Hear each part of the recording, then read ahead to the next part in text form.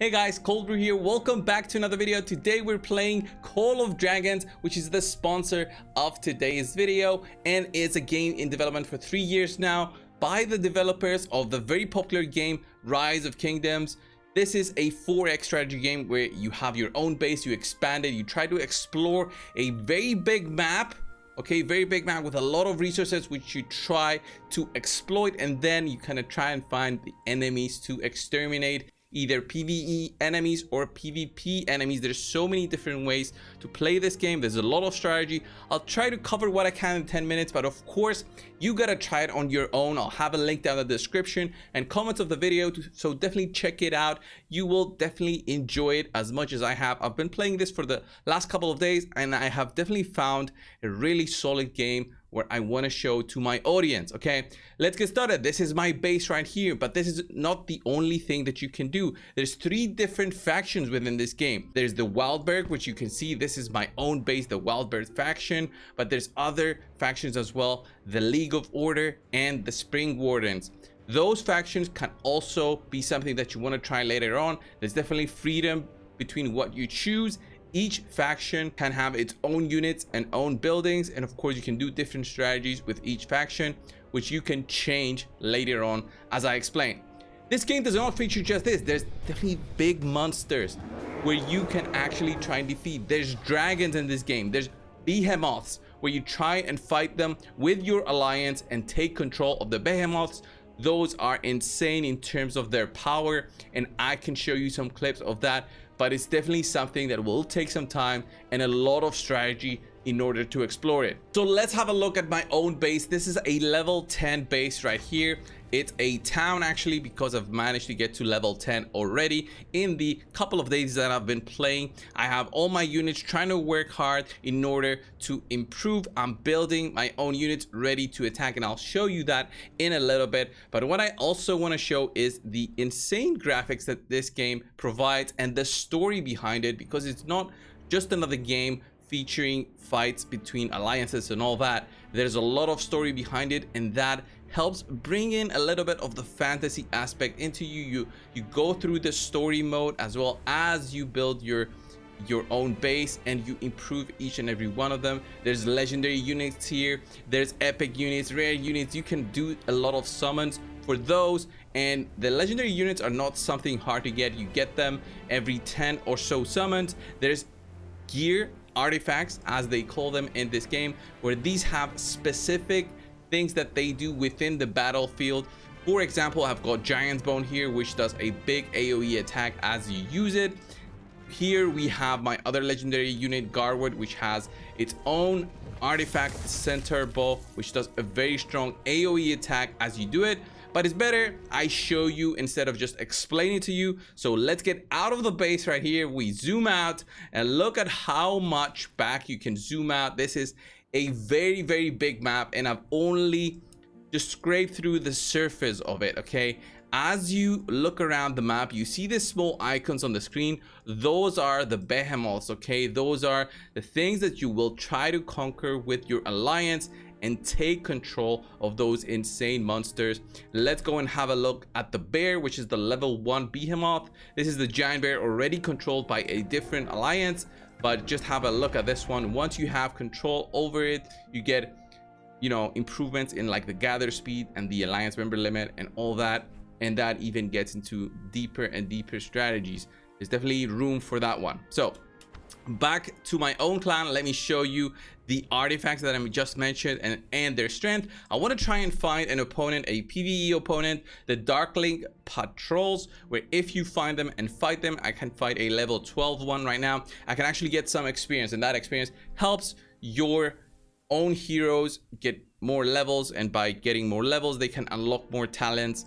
And I'll show you like my talent tree that I have right now. I found a level 12 patrol. Let's go and attack it. Boom, right now. I'll multi-create my legion where I'll attack that unit right there. Boom. I have this one set already. I have different presets also available. Boom. That is my preset that I use always. And then my unit will march over there. It takes about 30 seconds to reach the target. And once they do, I'll actually see the combat live on my screen, and I'll be able to use my artifacts, which you see on the right side of the screen, to my advantage. Okay, so let's see how this fight's gonna go. So the fight has already started with my 1 legion up at the front.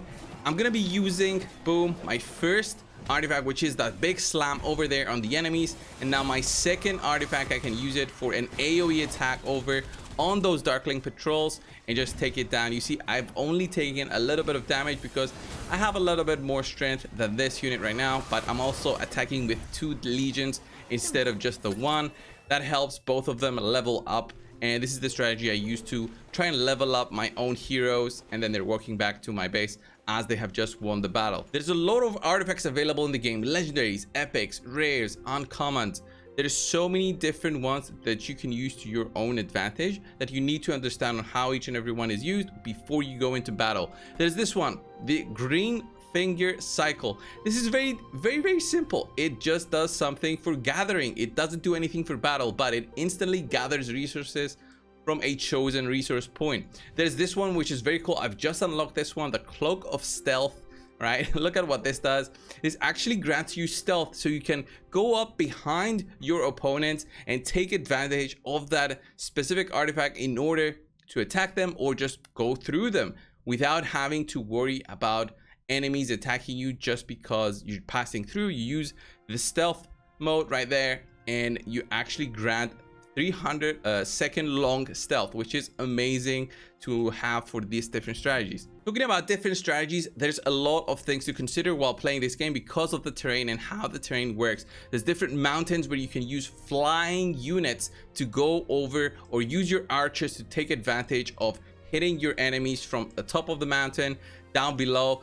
It's all up to you and how your imaginations wants to go with what the units you have available and what your alliance also plans to do, because you have to consider that thing as well. In playing in an alliance is a big part of this game, and it really helps get you into the whole conquest mindset and become stronger as you play Call of Dragons. And as you grow, your power grows, your teams will grow, and warfare will look like this within the battlefield.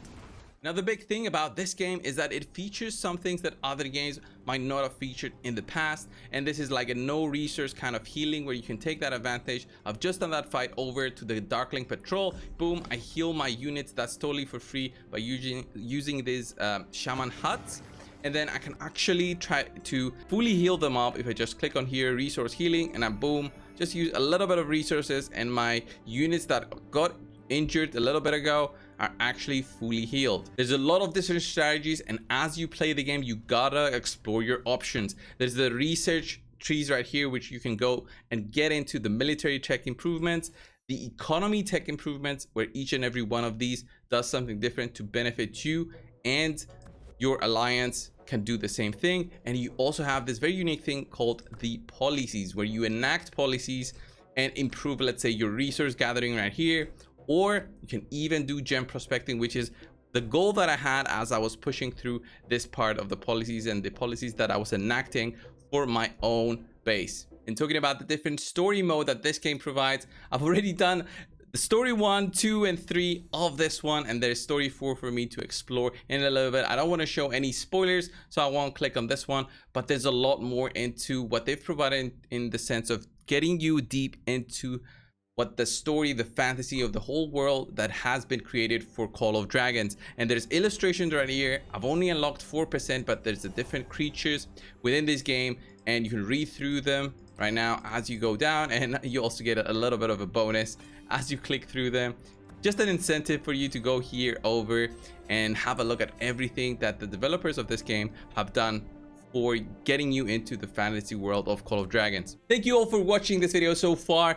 These 10 minutes cannot give this game justice. You have to try it on your own. I'll put a link down in the description and comments of this video. I'll give you a promo code, play COD now. This will be available to you guys. Use it once you download the game to get some freebies. There is so much more to explore and so much more to conquer and dive into in this game that I could show in these 10 minutes. So definitely try it out on your own. Thank you all so much for watching. Subscribe if you haven't already, and I'll see you all in the next video. Magic Monsters Mastery.